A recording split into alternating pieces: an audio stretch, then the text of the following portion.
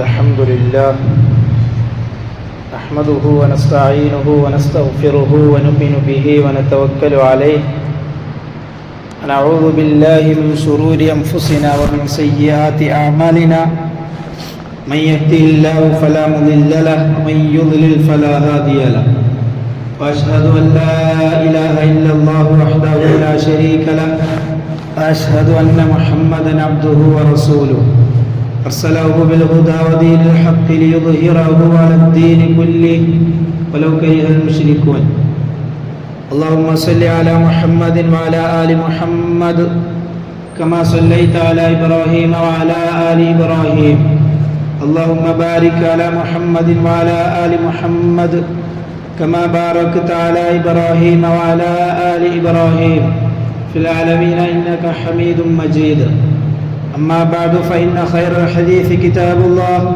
وخير الهدي هدي محمد صلى الله عليه وسلم وشر الأمور محدثاتها وكل محدثة بدعة وكل بدعة ضلالة وكل ضلالة في النار فيا أيها الناس أوصيكم عباد الله وإياي أولا بتقوى الله أعوذ بالله من الشيطان الرجيم بسم الله الرحمن الرحيم يا أيها الناس اتقوا ربكم الذي خلقكم من نفس واحدة وخلق منها زوجها وبث منهما رجالا كثيرا ونساء واتقوا الله الذي تساءلون به والأرحام إن الله كان عليكم رقيبا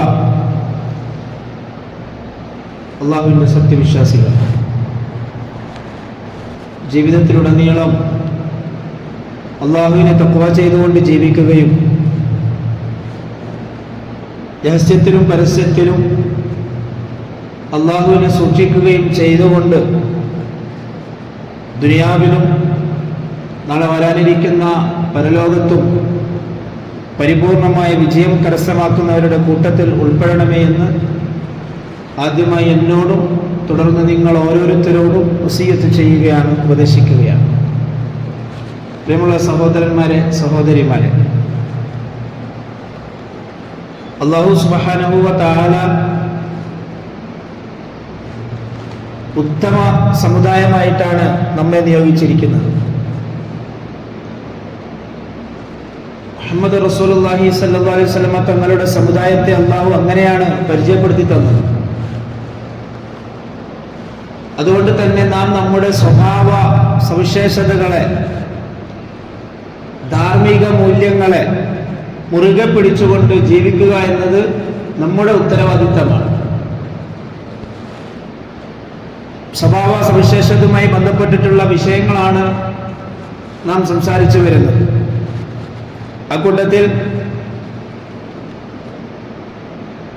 പരിഹസിക്കുകയും തമാശ പറയുകയും ചെയ്തുകൊണ്ട് മറ്റുള്ളവരെ വേദനിപ്പിക്കുന്നതിനെ സംബന്ധിച്ച് കഴിഞ്ഞ ആഴ്ച നാം ചെറിയ രീതിയിൽ സംസാരിച്ചു. പരിഹാസങ്ങൾ കൊണ്ടും തമാശകൾ കൊണ്ടും മറ്റുള്ളവരെ വേദനിപ്പിക്കുന്നതിൻ്റെ, മറ്റുള്ളവരെ വിഷമിപ്പിക്കുന്നതിൻ്റെ ഭവിഷ്യത്ത് എത്രത്തോളം ഉണ്ടാകുമെന്ന് ഖുർആനിലൂടെയും ഹദീസിലൂടെയും നാം മനസ്സിലാക്കിയിട്ടുണ്ട്.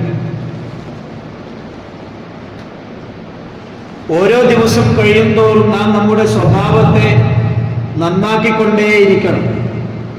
എൻ്റെ ജീവിതത്തിലെ മോശമായ സ്വഭാവം ഏതാണ്, എൻ്റെ മോശമായ ശീലം എന്താണ്, പെരുമാറ്റം എന്താണ്, അത് സ്വന്തമായി മനസ്സിലാക്കുകയും അത് ജീവിതത്തിൽ തിരുത്താൻ വേണ്ടി നാം തയ്യാറാവുകയും ചെയ്യണം. അത്യാവശ്യമാണ്. സ്വഭാവം നന്നാക്കി തീർക്കാൻ വേണ്ടി ദുആ ചെയ്താൽ മാത്രം മതിയാവുകയില്ല. അത് തിരുത്താൻ നാം തയ്യാറാവുക കൂടി ചെയ്യണം.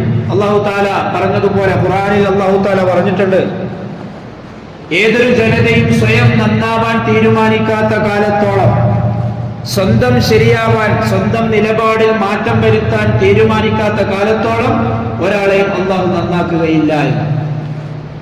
അല്ലാഹു സ്വന്തമായി തീരുമാനിച്ചിട്ട് ഇന്നെന്നാളെ നന്നാക്കാം എന്ന് അല്ലാഹു തആല ഒരിക്കലും വിചാരിക്കുകയില്ല. ഇന്നെന്നാളുടെ സ്വഭാവത്തെ ഏറ്റവും മഹിമയുള്ളതാക്കി തീർക്കാമെന്ന് അല്ലാഹു തആല ചിന്തിക്കുകയില്ല. മറിച്ച് നാം ഓരോരുത്തരും എൻ്റെ സ്വഭാവം, ഇന്ന ശീലങ്ങൾ അത് തെറ്റാണ്, എൻ്റെ ഇന്ന ശീലങ്ങൾ, അതാണ് ഏറ്റവും നല്ലത്. അത് നമ്മൾ മനസ്സിലാക്കി ആ രീതിയിൽ നമ്മുടെ സ്വഭാവത്തെ ഏറ്റവും നല്ല സ്വഭാവത്തിന്റെ ആളാക്കി നമ്മൾ മാറ്റിയെടുക്കണം. എന്തിനാണ്? ഒന്നാമതായി നമ്മുടെ ഭാര്യമാർക്കിടയിൽ, നമ്മുടെ മക്കൾക്കിടയിൽ, അതേപോലെ നമ്മുടെ കുടുംബക്കാർക്കിടയിൽ, കൂട്ടുകാർക്കിടയിൽ, അയൽവാസികൾക്കിടയിൽ, സമൂഹത്തിനിടയിൽ നമ്മളുടെ സ്വഭാവത്തെ ഏറ്റവും മഹിമയുള്ളതാക്കി തീർക്കുകയും ഏറ്റവും നല്ല രീതിയിൽ അവരോട് പെരുമാറുകയും അങ്ങനെ നാളെ ആഖിറത്തിൽ റസൂലുള്ളാഹി സ്വല്ലല്ലാഹു അലൈഹി വസല്ലം തങ്ങൾ പറഞ്ഞതുപോലെ സ്വർഗത്തിൽ പ്രവേശിക്കുന്ന ആ ഉത്തമ സ്വഭാവമുള്ളവരുടെ കൂട്ടത്തിൽ നമ്മളും കൂടി ഉൾപ്പെടേണ്ടതുണ്ട്. നാം പറഞ്ഞു വരുന്നത് ഇങ്ങനെ മോശമായ സ്വഭാവങ്ങളെ നാം വേർതിരിച്ച് മനസ്സിലാക്കേണ്ടതുണ്ട്. അതിലാണ് നാം പറഞ്ഞത് പരിഹാസവും തമാശയും.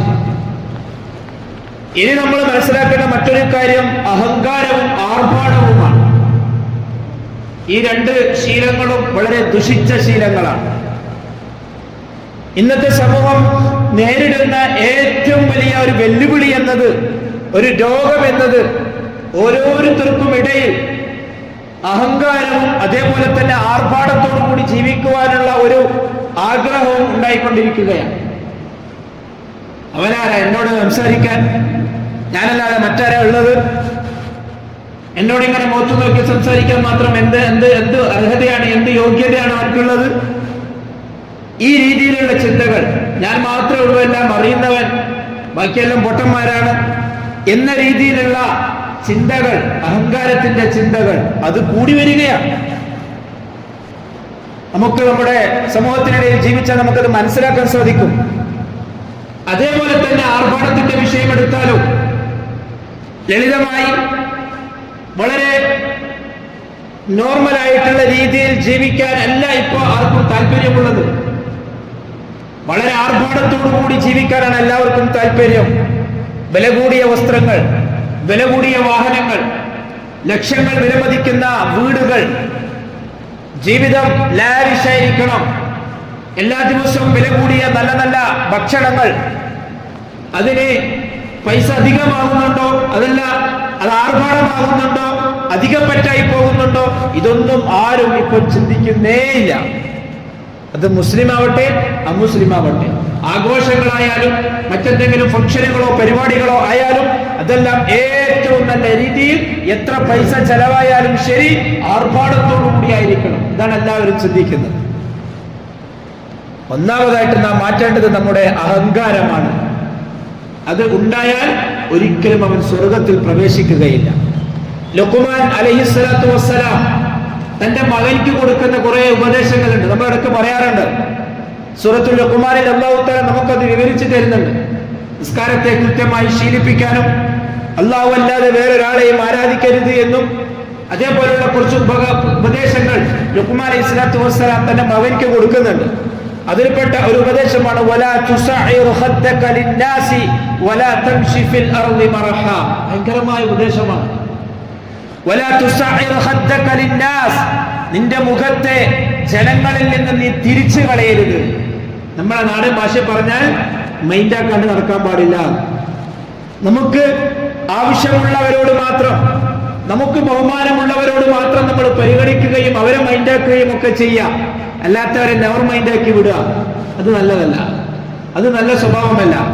അത് ആൾക്കൂട്ടത്തിനിടയിലായാലും ശരി, അതല്ലെങ്കിലും ശരി, മറ്റുള്ളവരെ വേണ്ട രീതിയിൽ പരിഗണിക്കുക എന്നത് അത് കൂടുതൽ വിശദീകരിക്കേണ്ട ആവശ്യമൊന്നുമില്ല. നമുക്ക് മനസ്സിലാവുന്ന കാര്യമാണ്.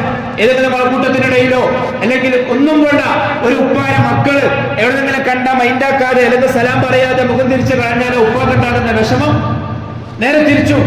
ഉപ്പ മക്കളെ മൈൻഡാക്കാതെ നടന്നാലുള്ള വിഷമം ഞാൻ പറയുന്നൊന്നും ഉപ്പ കേൾക്കുന്നില്ല. അല്ലെങ്കിൽ ഭർത്താവിനെ ഞാൻ പറയുന്നൊന്നും ഭാര്യ മൈൻഡ് ചെയ്യുന്നില്ല.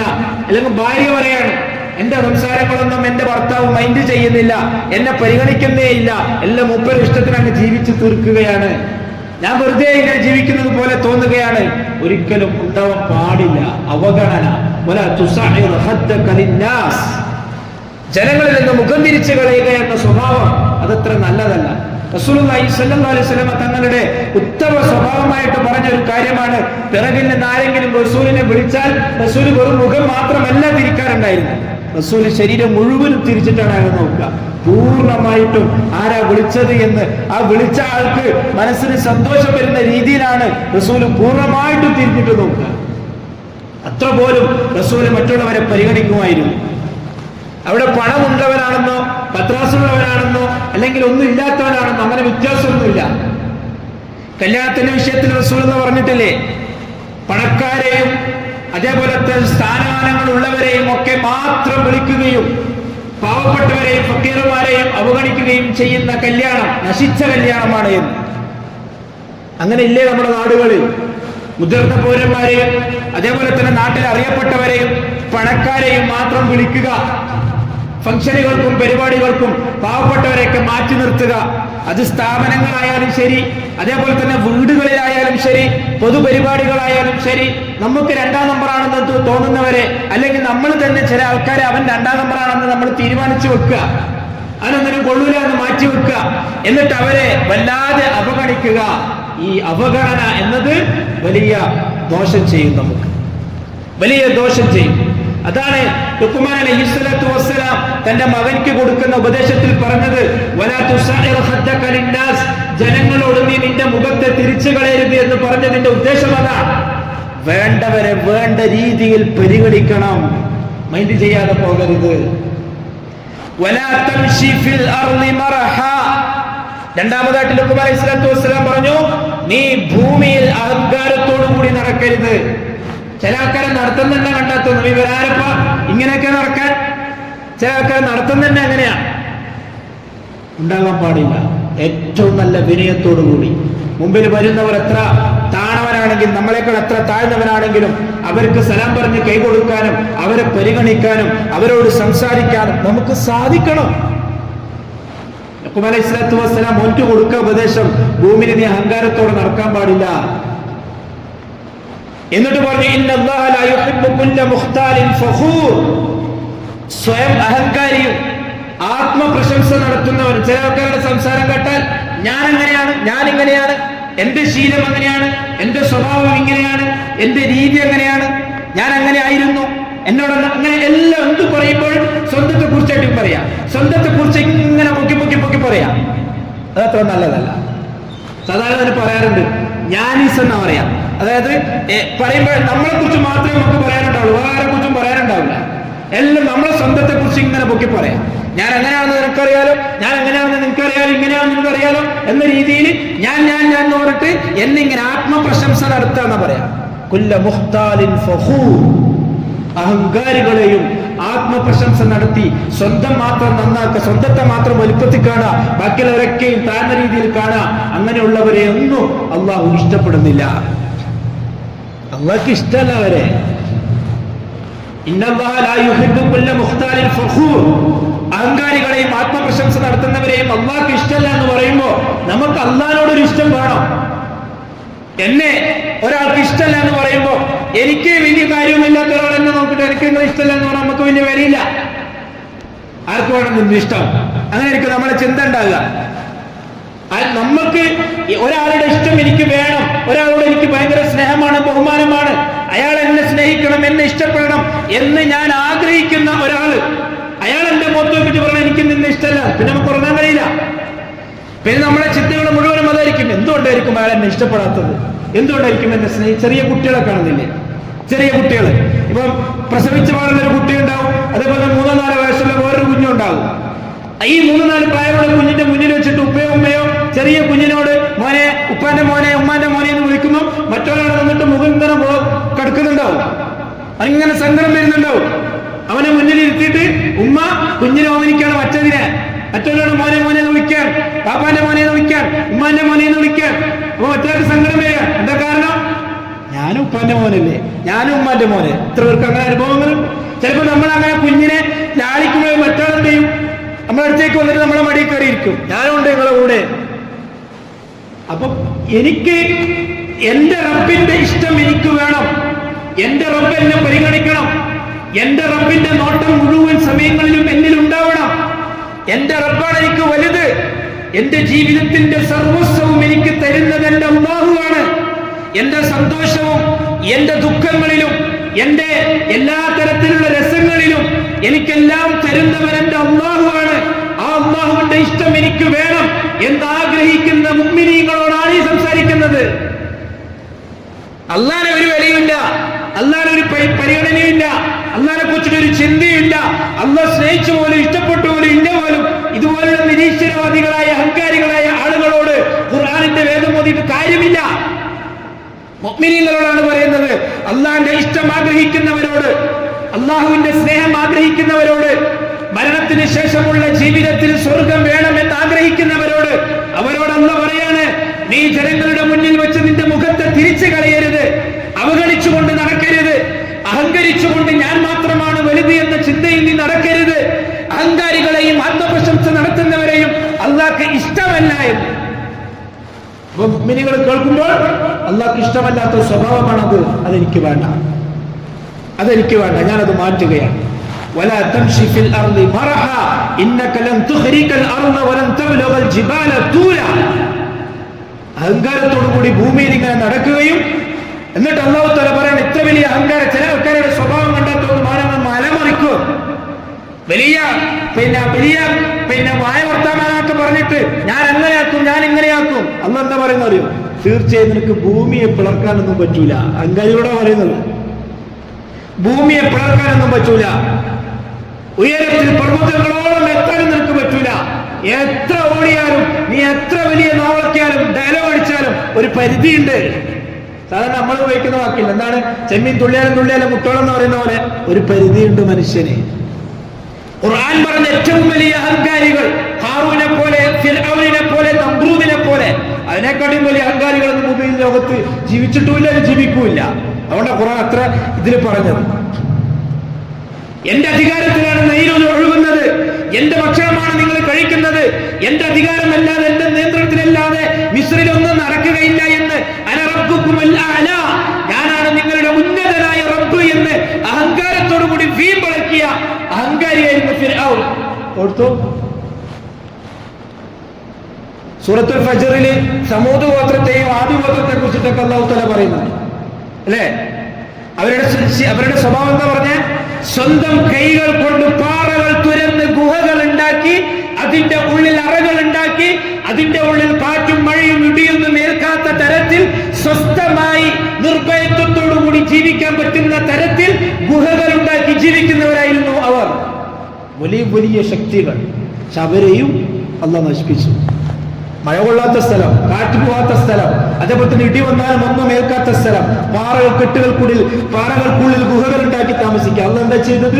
ഘോരമായ ഒരു ശബ്ദം, പാറന്റെ ഉള്ളിൽ, ഗുഹന്റെ ഉള്ളിൽ ഘോരമായ ഒരു ശബ്ദം. ആ ശബ്ദം കാരണത്താൽ അവരുടെ ഹൃദയം പൊട്ടി മരിക്കുകയാണ് അവർ ചെയ്തത്. അല്ലെ? സൗണ്ട് ഓവറായി കഴിഞ്ഞാൽ നമുക്ക് പറ്റുമോ? ഓവർ സൗണ്ട്, വലിയ സ്പീക്കറിന്റെ മുന്നിൽ നിന്നിട്ട് നമ്മൾ പെട്ടെന്ന് ഭയങ്കരമായ സൗണ്ട് കേട്ടാൽ ചിലപ്പോൾ കർണവിടെ അടിച്ചു. അവര് വരെ അള്ളാഹ്ക്ക് ഒന്നുമായിരുന്നില്ല. അതുകൊണ്ടാണ് പറയുന്നത്, വലിയ അഹങ്കാരം കാണിക്കണ്ട, ഞാൻ വലിയ ആളാണെന്ന് എനിക്ക് തോന്നും വേണ്ട. കാരണം നിനക്ക് ഭൂമി വളർത്താനോ പർവ്വതത്തെ എത്ര ഉയരാനോ ഒന്നും പറ്റൂല. അള്ളാഹ് പറയുന്നത്. റസൂലുള്ളാഹി സ്വല്ലല്ലാഹു അലൈഹി വസല്ലം തങ്ങൾ പറഞ്ഞു, അബ്ദുല്ലാഹി ഇബ്നു മസ്ഊദ് റളിയല്ലാഹു തആല പറയാൻ, റസൂലുള്ളാഹി സ്വല്ലല്ലാഹു അലൈഹി വസല്ലം തങ്ങൾ പറഞ്ഞു, ലാ യദ്ഖുലുൽ ജന്നത മൻ കാന ഫീ ഖൽബിഹി മിസ്ഖാലു ദർറത്തിൻ മിൻ കിബ്ർ. അഹങ്കാരത്തിന്റെ അണുമണി ആരുടെയെങ്കിലും ഹൃദയത്തിലുണ്ടെങ്കിൽ അവൻ സ്വർഗത്തിൽ പ്രവേശിക്കുകയില്ല. നമ്മൾ നാടൻ ഭാഷ പറയാം, എനിക്ക് ഭയങ്കര കിബിറാണ്, അത് നാടനായിട്ട് പറയുന്നതാണ്. പക്ഷെ കിബിർ എന്ന വാക്കിന്റെ അർത്ഥം ഗൗരവമുള്ളതാണ്.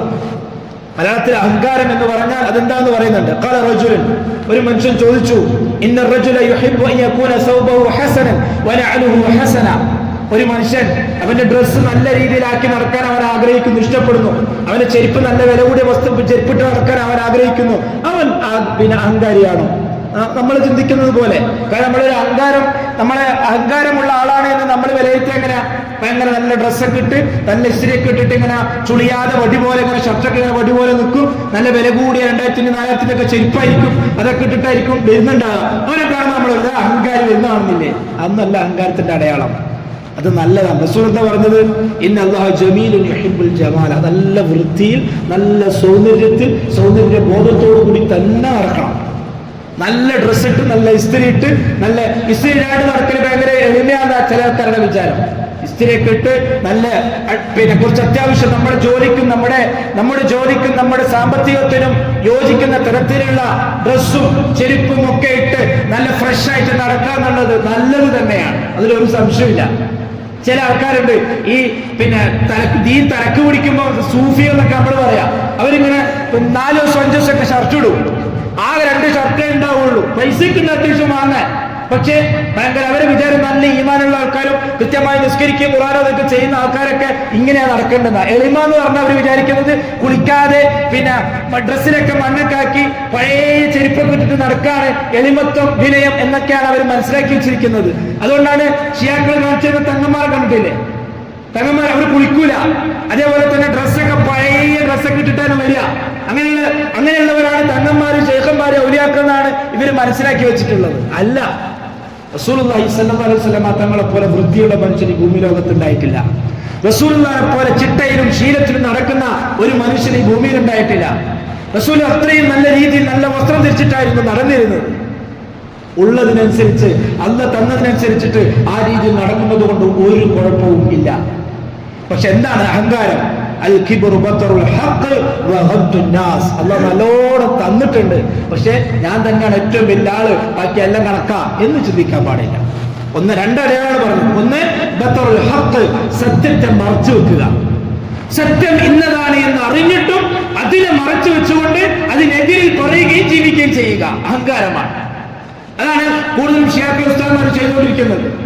യഥാർത്ഥ തൗഹീദും സുന്നത്തും മനസ്സിലായിട്ടും അറിഞ്ഞിട്ടും അത് പറഞ്ഞു കൊടുക്കാതെ, അത് മനസ്സിലാക്കി കൊടുക്കാതെ, അവരുടെ ജീവിതത്തിന് സ്റ്റാൻഡായിട്ട് നിൽക്കുന്ന, അവരുടെ നല്ല ജനങ്ങളെ കൈപിടിച്ചു മുത്തണം, അതേപോലെ പോകുന്നിടത്തേക്ക് ആളുണ്ടാവണം, ബേക്കിൽ വരാൻ ആളുണ്ടാവണം, സ്വീകരിക്കാൻ ആളുണ്ടാവണം, ബഹുമാനവും സ്ഥാനവും എല്ലാം കിട്ടണം. അത് കിട്ടണമെങ്കിൽ സത്യം പറയാൻ പാടില്ല, ബാക്കിയുള്ളതൊക്കെ ജനങ്ങൾക്കൊക്കെ സൂചിപ്പിക്കുന്ന തരത്തിൽ ഇങ്ങനെ പറഞ്ഞു കൊടുക്കണം.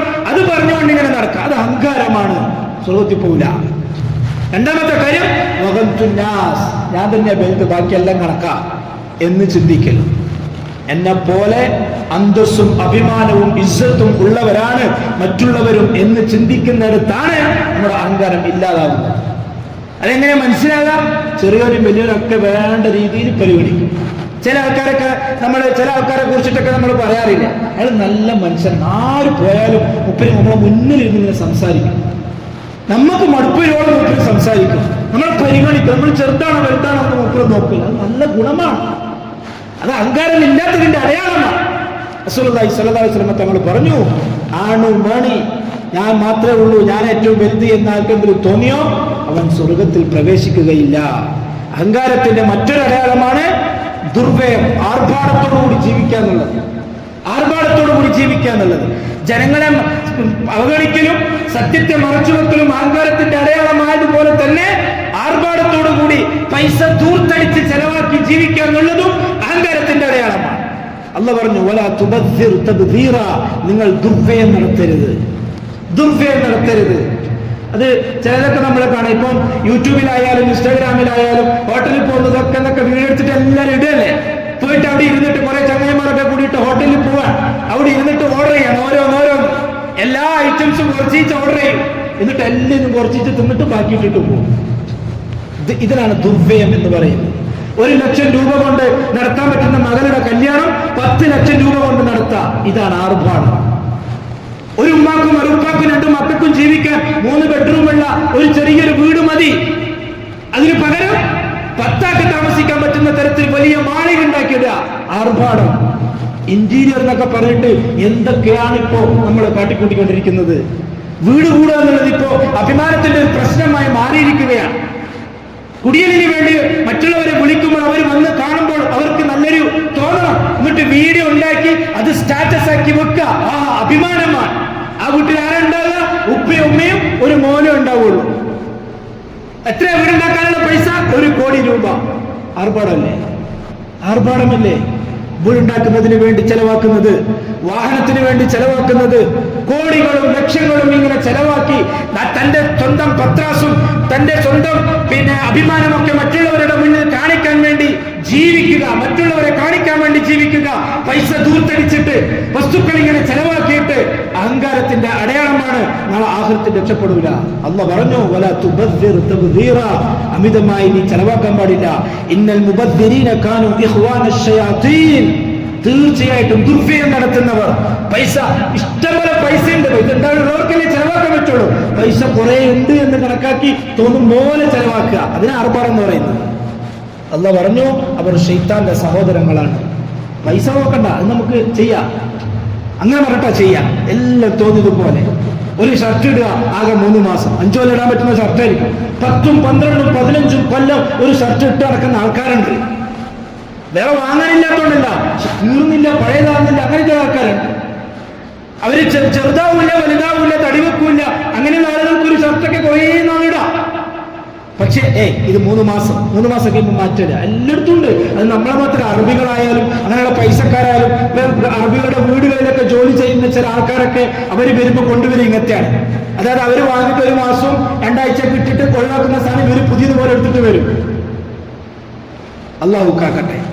പൈസ ഉണ്ടെങ്കിലും അത് പൈസ ചെലവാക്കാനുള്ളതാണ്. ചില ആൾക്കാരുടെയൊക്കെ തത്വം അങ്ങനെയാണ്. പൈസ ചെലവാക്കാനുള്ളത് തന്നെയാണ്. പക്ഷെ അത് എവിടെയാണ് ചെലവാക്കേണ്ടത്, എങ്ങനെയാണ് ചെലവാക്കേണ്ടത്, അത് വ്യക്തമായ നിലപാടുണ്ട്. അല്ലാഹു പറഞ്ഞു, നിങ്ങൾ അധികമായി ദുർവ്യയം നടത്തരുത്. അത് കാനൂ ഇഖ്വാനശ് ശയാതീൻ വകാന ശൈത്താനു ലിറബ്ബിഹി കഫൂറാ. അമിതമായി ചെലവാക്കുക, ദുർവ്യയം നടത്തുക എന്ന് പറയുന്നത് ശൈത്താന്റെ സഹോദരങ്ങളാണ്. തീർച്ചയായിട്ടും ശൈത്താൻ അള്ളാഹുവിന്റെ റബ്ബിനോട് നന്ദി കെട്ടവനായിരിക്കുന്നു. ഓന്റെ കൂട്ടത്തിൽ പെടാൻ നിങ്ങൾ ആരും നിൽക്കണ്ട. അല്ലാഹു തആല പറഞ്ഞു, യാ ബനി ആദം ഖുദൂ സീനതകും ഇൻദ കുല്ലി മസ്ജിദിൻ വകുലൂ വശ്റബൂ വലാ തുസ്രിഫൂ ഇന്നഹു ലാ യുഹിബ്ബുൽ മുസ്രിഫീൻ. വ്യക്തമാണ്. ഇസ്ലാം എന്ന് പറയുന്നത് വളരെ ക്ലിയറാണ്.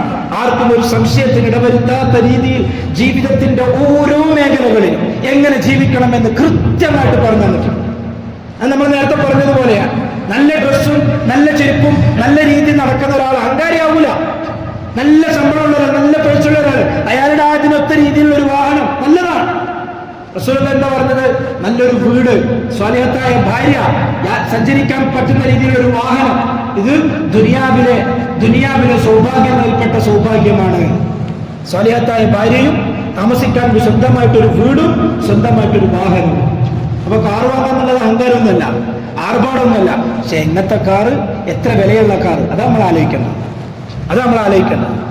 2 കോടിയുടെ 3 കോടിയുടെ ഒക്കെ കാറ് വാങ്ങുക, എന്നിട്ട് മാസം 50,000, 2 ലക്ഷം, 1 ലക്ഷം മാസം ഇങ്ങനെ ലോൺ എടുത്തിട്ട് തീർക്കുക. ചില ആൾക്കാരുണ്ട്, വലിയ ശമ്പളമൊന്നും ഉണ്ടാവൂല, ഇങ്ങനെ ലോൺ എടുക്കാൻ വേണ്ടി കിട്ടുന്നത് കൊണ്ട് അവരടിച്ച് ലോൺ എടുക്കും. മാസം കുറച്ച് കൊടുത്താൽ മതി, ടെൻഷൻ ഇല്ല. എന്താ ടെൻഷൻ ഇല്ലാത്ത? ഈ ലോൺ തീരുന്നതിന് മുമ്പ് മരിച്ചാൽ ഈ ലോണിന്റെ പേരിൽ വരുന്ന പലിശ ആരാ മറുപടി പറയുക? അടവിന് കിട്ടും എല്ലാം. ഇപ്പൊ EMI അത് കടമാണ്.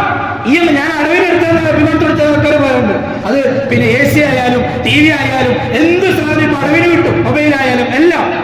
അപ്പൊ എന്താ കൊടുക്കുമ്പോൾ ചെറുതായി 3,000-2,000 കൊടുത്തു കഴിഞ്ഞാൽ നല്ലൊരു 25,000 മൊബൈൽ വാങ്ങാം. മാസം അത് 2,000 കൊടുത്താൽ മതി, വലിയ ടെൻഷൻ ഇല്ല. പക്ഷെ അത് കടമല്ലേ? ഇങ്ങനെ EMI എന്ന് പറഞ്ഞിട്ട് എടുത്തെടുത്ത് കടം കയറി നശിച്ച ആളുകളെ നമുക്കറിയാം. കാറും വീടും മാത്രമല്ല ലോൺ എടുക്കുക, ഇതുപോലുള്ള ചെറിയ അവനവന്റെ സ്റ്റാറ്റസിനൊത്തിട്ടായിരിക്കണം നമ്മൾ ജീവിക്കേണ്ടത്. ദുർവ്യയം, ആർഭാടം, അമിതമായി ചെലവാക്കൽ, ഇതൊന്നും നമുക്ക് നല്ലതല്ല, ഒരു മുസ്ലിമിന് യോജിച്ചതല്ല. അല്ലാഹു പറഞ്ഞു, ആദം സന്തതികളെ പള്ളിയിലേക്ക് പോകുമ്പോൾ നിങ്ങൾ നല്ല ഭംഗിയിൽ പോകണം. നിങ്ങൾക്ക് ഏറ്റവും നല്ല സൗന്ദര്യത്തിൽ പോകാൻ പറ്റുന്ന ഒന്നാമത്തെ സ്ഥലമാണ് പള്ളികളാണ്. നമ്മളോ അല്ലാഹു പറഞ്ഞാൽ നമ്മൾ പള്ളിയിൽ പോകുമ്പോൾ ഏറ്റവും നല്ല സൗന്ദര്യത്തിൽ പോകണം, ഏറ്റവും നല്ല ഭംഗിയിൽ പോകണം. നമ്മൾ കല്യാണത്തിന് പോകുമ്പോൾ ഏറ്റവും നല്ല ഭംഗിയിൽ പോകും, ടൗണിലേക്ക് പോകുമ്പോൾ ഏറ്റവും നല്ല ഭംഗിയിൽ പോകും, നല്ല സ്പ്രേ അടിച്ച് നല്ലതിലാക്കി. പള്ളിയിലേക്ക് നിസ്കരിക്കാൻ വരുമ്പോഴോ ഉറങ്ങപ്പെട്ട ഡ്രസ്സ് ഇട്ടിട്ടാ വരിക. അല്ലാഹു പറഞ്ഞത് നേരെ ഓപ്പോസിറ്റ്. അല്ലാഹു പറഞ്ഞു, നിങ്ങൾ പള്ളിയിൽ പോകുമ്പോൾ ഏറ്റവും പള്ളിയിലേക്ക് വരുമ്പോൾ, അത് വീട്ടിന്റെ ഉള്ളിൽ ഇപ്പോൾ കിടന്നുറങ്ങി എന്നിട്ട് സുബഹിക്ക് പള്ളിയിൽ പോകുമ്പോൾ ചില ആൾക്കാർ ആ ഉറങ്ങി അതേ ഡ്രസ്സ് ഇട്ടിട്ട് വരുന്ന ആൾക്കാരുണ്ട്. വുളൂ ചെയ്ത് ഫ്രഷായി നല്ല ഡ്രസ്സ് ഇട്ട് അത്രയൊക്കെ പോയി സുബഹി നിസ്കരിക്കാൻ വേണ്ടിയിട്ട് പള്ളിയിലേക്ക് പോയൊക്കെ, അപ്പോഴാണ് നിസ്കാരത്തിന്റെ ആനന്ദം മനസ്സിലാകുക. ഇതിങ്ങനെ തോന്നിയതുപോലെ തോന്നിയ ഡ്രസ്സ് ഇട്ടിട്ട് അല്ലാഹുവിനെ അല്ലാതെ പള്ളിയിൽ ഒരു വിലയും കാണാതെ ഇങ്ങനെ വരിക. കല്യാണത്തിനൊക്കെ പോയി കഴിഞ്ഞാൽ നമ്മള് നല്ല അടിപൊളിയായിട്ട് ഇരിക്കുക. അങ്ങനെ ചാരി ഇരുന്ന് കാലം വെച്ചിട്ടൊക്കെ ഇരിക്കോ? പക്ഷെ പള്ളിയിൽ വന്നാലോ അന്ന് ചാരി ഇരിക്കാം. പറയുന്നത് ആരെ പറ്റിട്ടാ? അള്ളാനെ പറ്റിട്ട്. കേൾക്കുന്നത് ആരെ കുറിച്ചാ? അള്ളാനെ കുറിച്ചിട്ട്. ആ കേൾക്കുന്നത് എങ്ങനെയാ? കാലം കേട്ടി വെച്ചിട്ട് എങ്ങനെയൊക്കെയോ ഇരുന്നിട്ട് ഒരു വിലയുമില്ല, ഒരു മഹത്വവുമില്ല. പിന്നെ എങ്ങനെയാ ഫഖൂർ എന്ന് അള്ളാഹ് പറഞ്ഞ അതിന് നമുക്ക് വില ഉണ്ടാകുക? നമുക്ക് അള്ളാന്റെ ഇഷ്ടം ആവശ്യമില്ല. ഞാൻ ഒതുമില്ല. അള്ളാഹു കാക്കട്ടെ. അള്ളാന്റെ ഇഷ്ടം മാത്രം പ്രതീക്ഷിച്ചാൽ മതി. അള്ളാഹുവിന്റെ സ്നേഹം മാത്രം പ്രതീക്ഷിച്ചാൽ മതി. വേറെ ഒരാളുടെ ഇഷ്ടം സ്നേഹം പ്രതീക്ഷിക്കേണ്ട. പ്രതീക്ഷിച്ചതുപോലെ കിട്ടൂല. ഉറപ്പാണ്. ഒരു സംശയമില്ല കാര്യത്തിൽ. അള്ളാഹ് മാത്രമേ ഉണ്ടാവുള്ളൂ. നമുക്ക് വേറെ ഒരാളുണ്ടാവില്ല. 10 മക്കളുള്ള ഉമ്മയും ഉപ്പയും 10 ആളും വലുതായി ജോലിയായി. ഇപ്പൊ ഉമ്മയും ഉപ്പയും ഒരു ഒറ്റക്ക്, മക്കളോ ഓരോരുത്തരും ഓരോ സ്ഥലത്ത്. എവിടെ പോയി മക്കള്? അങ്ങനെ തന്നെയല്ലേ ഉണ്ടാവുക? എത്ര ഉപ്പമാരാണ് ഇപ്പൊ ഒറ്റക്കുള്ളത്? ഒറ്റക്ക് ജീവിക്കല്ലേ ഉമ്മയും ഉപ്പയും. എന്താ കാരണം? മക്കൾക്ക് തിരക്കാണ്, അവര് ജോലിയാണ്, അവര് കല്യാണം കഴിച്ചെല്ലാം പോയി. അള്ളാഹ് മാത്രമേ ഉണ്ടാവുള്ളൂ. അള്ളാഹിന്റെ ഇഷ്ടം പ്രതീക്ഷിച്ച് ജീവിച്ചോളി. അള്ളാഹ് പറഞ്ഞു, നിങ്ങൾ പള്ളിയിൽ പോകുമ്പോൾ ഏറ്റവും നല്ല രീതിയിൽ പോകണം. ഏറ്റവും വെച്ചാൽ ഇവിടെ കൊണ്ടുവരാനുള്ള കാരണം എന്താണ്? ഭംഗിയിൽ നടക്കണമെന്ന്. ഭംഗിയിൽ നടക്കാൻ, നല്ല ഡ്രസ്സിട്ട് നടക്കാന്നുള്ളത് അഹങ്കാരമല്ല, അത് നല്ലതാണ് എന്നാണ് എന്റെ അർത്ഥം. എന്നിട്ട് അള്ളാഹ് പറഞ്ഞു, നിങ്ങൾ തിന്നുകയും ചെയ്തോ കുടിക്കുകയും ചെയ്തോ. തിന്നാനും കുടിക്കാനൊക്കെ അനുവാദം. ഓവറാക്കാൻ പാടില്ല. കല്യാണം വെച്ചപ്പോൾ മോന്റെ കല്യാണം ഭക്ഷണം ഉണ്ടാക്കി കൊടുക്കണം. പക്ഷെ മട്ടൻ ബിരിയാണി ഒരു ഭാഗത്ത്, പോത്ത് ബിരിയാണി ഒരു ഭാഗത്ത്, ചിക്കൻ ബിരിയാണി ഒരു ഭാഗത്ത്. ഇനി ഇതൊന്നും വേണ്ടവർക്ക് നല്ല നെച്ചോറും വെറുച്ചോറും മീൻകറിയും വേറൊരു ഭാഗത്ത്. എന്നിട്ട് അവസാനം എല്ലാം കഴിഞ്ഞ് നോക്കുമ്പോൾ ഒരു ചെമ്പ് മാത്രം ബാക്കി. അത് ഏതെങ്കിലും എത്തിങ്ങാനേക്കോ ഏതെങ്കിലും പഴുതസ്റ്റ് പഠിക്കുന്ന മുത്താലിമീങ്ങൾക്ക് ബാക്കിയുള്ളത് കൊണ്ടു കൊടുക്കുക. അള്ളാഹുവിനോട് മറുപടി പറയേണ്ടി വരും. നമ്മളെ മക്കളുടെ കല്യാണത്തിന്റെ ബാക്കി തിന്നാനുള്ളവരല്ല എത്തിങ്ങാനക്കാര്. നമ്മളെ മക്കളെ കല്യാണത്തിന് ഉണ്ടാക്കിയ ആർഭാടം, നമ്മുടെ അഹങ്കാരവും നമ്മുടെ ആർഭാടവും മറ്റുള്ളവരെ കാണിക്കാൻ വേണ്ടിയിട്ട് ഉണ്ടാക്കി വെച്ച ഭക്ഷണത്തിന്റെ ബാക്കി അത് തിന്നാനുള്ളവരല്ല മുത്താലിമീങ്ങൾ. അത് അവർക്ക് വേറെ ഉണ്ടാക്കി കൊടുക്കണം. ആ കല്യാണത്തിന്റെ പേരിൽ, കുടിയലിന്റെ പേരിൽ, ഇതുപോലെ നമ്മുടെ വീട്ടിൽ നടക്കുന്ന ഫംഗ്ഷനുകളുടെ പേരിൽ നമ്മളുണ്ടാക്കുന്ന ഭക്ഷണം, നമ്മളുണ്ടാക്കുന്ന വെള്ളം, നമ്മൾ ചെലവാക്കുന്ന പൈസ ഓരോന്നിനും ഉടമസ്ഥനായ അല്ലാഹുവിനോട് നാളെ മറുപടി പറയാതെ, കണക്ക് പറയാതെ ഒരടി മുന്നോട്ട് വെക്കാൻ സാധിക്കുകയില്ല എന്ന യാഥാർത്ഥ്യം നമ്മൾ ഓരോരുത്തരും മനസ്സിലാക്കിക്കോളി. അതിപ്പോൾ വലിയ മത്സര ബുദ്ധിയോടുകൂടി നടത്തുകയാണ്. മാർക്ക് കല്യാണം, വലിയ മോളെ കല്യാണം നടത്തുന്നത് പോലെയാണ് മോന്റെ മാർക്ക് ചെയ്യുന്ന കല്യാണം നടത്തുന്നത്. ഒരു വിലയുമില്ല. അള്ളാഹുവിന്റെയോ റസൂലിന്റെയോ ദീനിന്റെ ആശയങ്ങൾക്കോ ഒരു വിലയും കൽപ്പിക്കാതെ മുസ്ലിം സമുദായത്തിൽപ്പെട്ടവർ തന്നെ ഇതുപോലുള്ള തെമ്മാടിത്തരങ്ങൾ ചെയ്യുമ്പോ ആരാതിന് മറുപടി പറയാ? ആരാതിന്റെ ഉത്തരവാദി? ലാ യദ്ഖുൽ ജന്നത മിസ്ഖാല ഹബ്ബത്തിൻ മിൻ ഖിബർ. അല്ലാഹു റസൂൽ പറയുന്നത് കിബറിന്റെ അഹങ്കാരത്തിൽ അത് ഇതെല്ലാം ഉൾപ്പെട്ടു. അത് വീട് കൂടലായാലും ശരി, കല്യാണമായാലും ശരി. ചിലർക്ക് ന്യായം പറഞ്ഞ ഒറ്റ മോളേ ഉള്ളൂ. ഈ ഒറ്റൊരു മോളെ കല്യാണം കഴിപ്പിച്ച് വിടുകയല്ലേ. അപ്പൊ പിന്നെ അതങ്ങനെ കഴിച്ചിട്ടില്ലെങ്കിൽ പിന്നെ ഞാനെപ്പോഴും ഇതൊക്കെ ചെയ്യാം. അള്ളാഹോട് പറ, നമ്മൾ കേട്ടോളാം. പക്ഷെ അള്ളാഹിനോട് പോയിട്ട് പറ ഇങ്ങനത്തെ ന്യായങ്ങള്. അള്ളാഹു നമ്മെ കാത്തു രക്ഷിക്കട്ടെ. പ്രിയമുള്ളവരെ, നാം പറഞ്ഞു വരുന്നത് അഹങ്കാരവും ആർഭാടവും ഒരു മുസ്ലിമിനെ സംബന്ധിച്ചിടത്തോളം അവന്റെ ദുനിയാവും അവന്റെ ആഖിറവും നശിപ്പിക്കുന്ന സ്വഭാവമാണ്. ഒരു കാരണവശാലും ഉണ്ടാകാൻ പാടില്ല. ഖാറൂനെ സംബന്ധിച്ച് അല്ലാഹു തആല സൂറത്തുൽ ഖസസിൽ നമുക്ക് വിവരിച്ചു തരുന്നുണ്ട്. ഇന്ന ഖാറൂന കാന മിൻ ഖൗമി മൂസ ഫബഗാ അലൈഹിം വആതൈനാഹു മിൻ കുനൂസി മാ ഇന്ന മഫാത്തിഹഹു ലതനഉ ബിൽ ഉസ്ബ. അവിടെ അല്ലാഹു തആല പറഞ്ഞത്, ഖാറൂനെ സംബന്ധിച്ച് പറഞ്ഞത്, അവൻ അഹങ്കരിച്ചു, അവൻ അമിത കാണിച്ചു, അതിര് വിട്ടു. അവന്റെ സ്വഭാവം എന്താണ്? അവൻക്ക് കൊടുത്ത ധനം എങ്ങനെയാണ്? അവന്റെ സമ്പത്ത് സൂക്ഷിച്ചു വെച്ച അലമാരയുടെ താക്കോൽ, സമ്പത്ത് ചുമക്കുന്നല്ല, സമ്പത്ത് സൂക്ഷിച്ചു വെച്ച അലമാരയുടെ താക്കോൽ അത് ചുമക്കാൻ മാത്രം 70-80ഓളം ഒട്ടകങ്ങൾ ഉണ്ടായിരുന്നു എന്ന് ആലോചിച്ച് നോക്കിയേ. അപ്പൊ അതേ സമ്പത്തോടു കൂടി തന്നെ ആ ചങ്ങ ഇപ്പുണ്ടെങ്കിൽ ഒന്ന് ആലോചിച്ച് നോക്കിയേ. ഇന്ത്യ മൊത്തം വിലക്ക് വാങ്ങാനുള്ള പൈസ മുപ്പര കയ്യിലുണ്ട്. സമ്പത്ത് സൂക്ഷിച്ചു വെച്ച പെട്ടിയുടെ താക്കോല് ചുമക്കാൻ 70ഓളം ഒട്ടകങ്ങളുണ്ട് എന്ന് പരിശുദ്ധ ഖുർആൻ. അല്ലാഹു തആല അങ്ങനെ ഇവന്റെ ആർഭാടത്തോടുകൂടിയുള്ള ജീവിതം കണ്ടപ്പോ ജനങ്ങളെല്ലാവരും അവനോട് പോയിട്ട് പറഞ്ഞു, ഇതാ അധികം കളിക്കാൻ നിൽക്കണ്ട, അള്ളാഹു നിന്നെ വിലയിരുത്തും, അല്ലാഹു തആല നിന്നെ പഠിപ്പിക്കും. അപ്പൊ അവനെന്താ പറഞ്ഞത്? വിശദീകരിക്കാൻ സമയമില്ല. കാരണം ഇതൊക്കെ എൻ്റെ സ്വന്തം ഇൽമോടുകൂടി ഞാൻ എൻ്റെ കഴിവോട് ഉണ്ടാക്കിയ പൈസ, അതുകൊണ്ട് ആരും എൻ്റെ അടുത്ത് ഇതാക്കാനൊന്നും വരണ്ട. അള്ളാഹു തആല അവസാനം എന്താ ചെയ്തത്? അവന്റെ സമ്പത്തടക്കം അവന്റെ മാളിക കംപ്ലീറ്റ് ഭൂമിയിലേക്ക് കാഴ്ത്തുകയാണ് ചെയ്തത്. കഥയല്ല, പരിശുദ്ധ ഖുർആൻ സൂറത്തുൽ ഖസസ് ഒന്നെടുത്ത് വായിച്ചു നോക്കി. പൈസ കൊണ്ട് അഹങ്കരിക്കുന്നവർക്ക് ഉദാഹരണമുണ്ട് പരിശുദ്ധ ഖുർആനിൽ. അധികാരം കൊണ്ട് അഹങ്കരിക്കുന്നവർക്ക് ഉദാഹരണമുണ്ട് പരിശുദ്ധ ഖുർആനിൽ. മക്കളുടെ വിഷയത്തിൽ അഹങ്കരിക്കുന്നവർക്ക്, ഇങ്ങനെ ഓരോ തരത്തിലും അഹങ്കരിച്ച് നടക്കുന്ന ആളുകൾ അവരുടെ പര്യവസാനം നാശമല്ലാതെ വേറെ ഒന്നും ഭൂമി ലോകത്തുണ്ടായിട്ടില്ല. നമ്മൾ മനസ്സിലാക്കേണ്ട പ്രധാനപ്പെട്ട ഒരു കാര്യം അതാണ്. അതുകൊണ്ട് പ്രിയമുള്ളവരെ, നമ്മളുടെ സ്വഭാവങ്ങളെ ഏറ്റവും നല്ല രീതിയിൽ നന്നാക്കിയെടുക്കാൻ നാം പരിശ്രമിച്ചുകൊണ്ടേയിരിക്കണം. നമ്മൾ കുറേ നിസ്കരിച്ചിട്ടോ അല്ലെങ്കിൽ കുറേ ഖുർആൻ ഓതിയിട്ടോ നമ്മുടെ സ്വഭാവം നല്ലതല്ലെങ്കിൽ ഒരു കാര്യമില്ല, അതിവിടെ തടയാകും. ആ സ്വഭാവത്തെ മാറ്റാതെ നമുക്കൊരു രക്ഷയും ഉണ്ടാവുകയില്ല. നമ്മൾ കഴിഞ്ഞാഴ്ചയൊക്കെ വിശദീകരിച്ചതുപോലെ സ്വർഗപ്രവേശനത്തിന്റെ ഒന്നാമത്തെ അടയാളമായിട്ട് റസൂലുള്ളാഹിയുടെ ഒരു ഹദീസിന്റെ ആശയത്തിൽ വന്നത് അഹ്സനുഹും ഖുലുഖ, അവർ അവരുടെ സ്വഭാവത്തെ നന്നാക്കി തീർത്തവരായിരുന്നു. ഇന്നി ബുഇസ്തു മകാരിമിൽ അഖ്ലാഖ്, റസൂലുള്ളാഹി പറഞ്ഞത് ഞാൻ അയക്കപ്പെട്ടത് തന്നെ, നിയോഗിക്കപ്പെട്ടത് തന്നെ ഉത്തമ സ്വഭാവ രൂപീകരണത്തിന് വേണ്ടിയിട്ടാണ്. അതുകൊണ്ട് പ്രിയമുള്ളവരെ, നമ്മളുടെ സ്വഭാവം മോശമായത് ഏതാണ്, നല്ലത് ഏതാണ്, നമ്മൾ തന്നെ വിലയിരുത്തുകയും മറ്റുള്ളവരുടെ മുന്നിൽ നമ്മളുടെ സ്വഭാവത്തിന്റെ ഏറ്റവും നല്ലത് പെരുമാറുകയും ചെയ്യുക. അത് നമ്മുടെ ഈമാനിനും നമ്മുടെ മരണത്തിന് ശേഷമുള്ള ജീവിതത്തിനും നമുക്ക് ഗുണം ചെയ്യുന്ന കാര്യമാണ്. അല്ലാഹു സുബ്ഹാനഹു വ തആല കാര്യങ്ങൾ മനസ്സിലാക്കി അമൽ ചെയ്യുന്നവരുടെ കൂട്ടത്തിൽ നാം അവരെയും ഉൾപ്പെടുത്തി അനുഗ്രഹിക്കട്ടെ. يا أيها الذين آمنوا اتقوا الله وقولوا قولا سديدا يصلح لكم أعمالكم ويغفر لكم ذنوبكم ومن يطع الله ورسوله فقد فاز فوزا عظيما.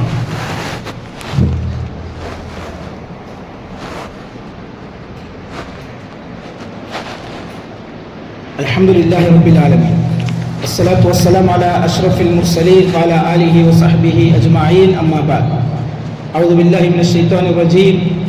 يا أيها الذين آمنوا اتقوا الله حق تقاته ولا تموتن إلا وأنتم مسلمون. فيا أيها الناس أوصيكم عباد الله ثانيا وإياي بتقوى الله.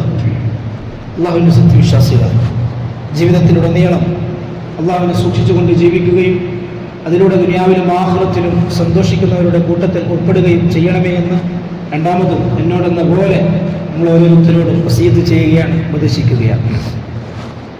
പ്രിയമുള്ള സഹോദരന്മാരെ, സഹോദരിമാരെ, അല്ലാഹു സുബ്ഹാനഹു വ തആല നമ്മുടെ ജീവിതത്തിൻ്റെ മുഴുവൻ കാര്യങ്ങളും ഏറ്റവും നല്ല രീതിയിൽ ചെയ്യാനാണ് നമ്മെ പഠിപ്പിച്ചിട്ടുള്ളത്.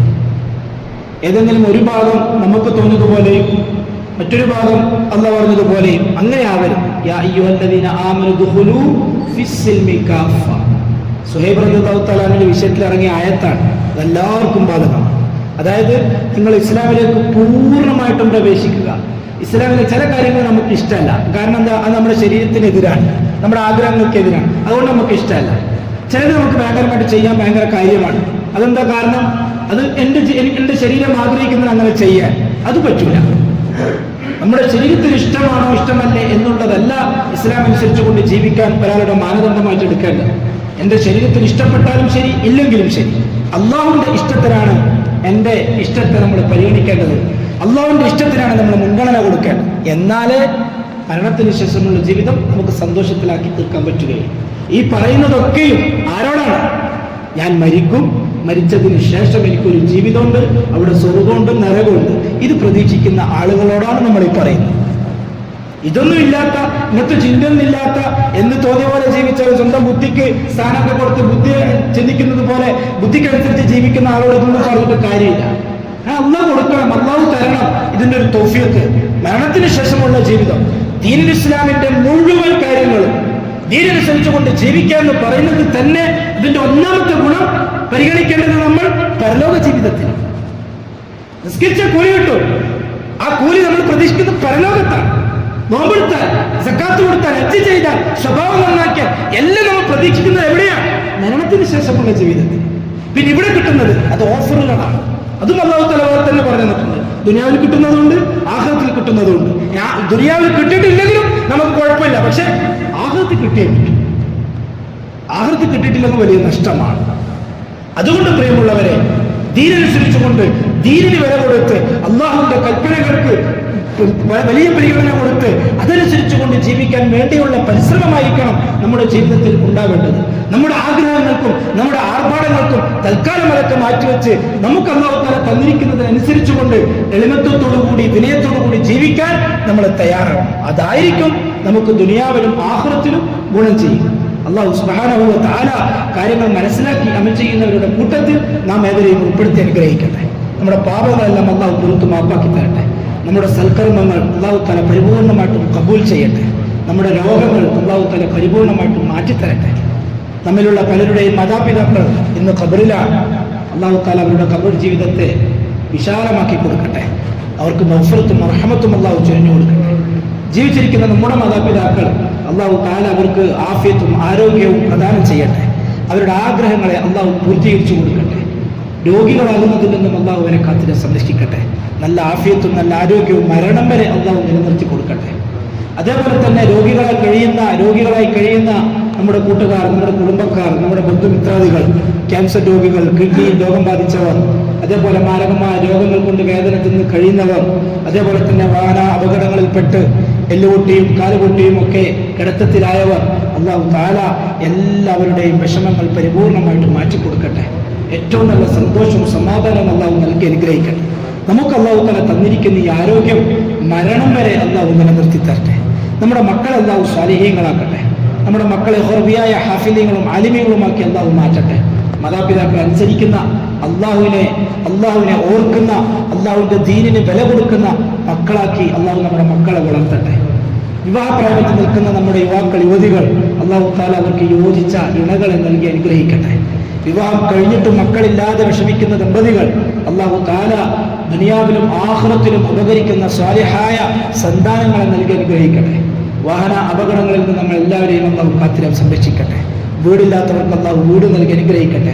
കടം കൊണ്ട് വലയുന്നവരുടെ കടങ്ങളെ അല്ലാഹു എത്രയും പെട്ടെന്ന് തീർത്തു കൊടുക്കട്ടെ. ഒരുപാട് ആഗ്രഹങ്ങൾ മനസ്സിൽ വെച്ച് നടക്കുന്ന ആളുകൾ, ദുആ കൊണ്ട് വസീയത്ത് ചെയ്തവർ, അല്ലാഹു തആല അവരുടെ സകല ആഗ്രഹങ്ങളും പരിപൂർണമായിട്ടും പൂർത്തിയാക്കി കൊടുക്കട്ടെ. അവർ നമ്മെ സഹായിക്കുന്ന, നമ്മെ സ്നേഹിക്കുന്ന അതേ തരത്തിൽ തന്നെ അതിനേക്കാൾ കൂടുതലായി ദുനിയാവിലും ആഖിറത്തിലും അല്ലാഹു അവർക്ക് വാരിക്കോരി നൽകട്ടെ. اللهم اغفر للمؤمنين والمؤمنات والمسلمين والمسلمات الأحياء منهم والأموات إنك مجيب الدعوات يا قاضي الحاجات طيب ثراهم واجعل الجنة مأواهم اللهم أجرنا من النار اللهم أجرنا من النار اللهم أجرنا من النار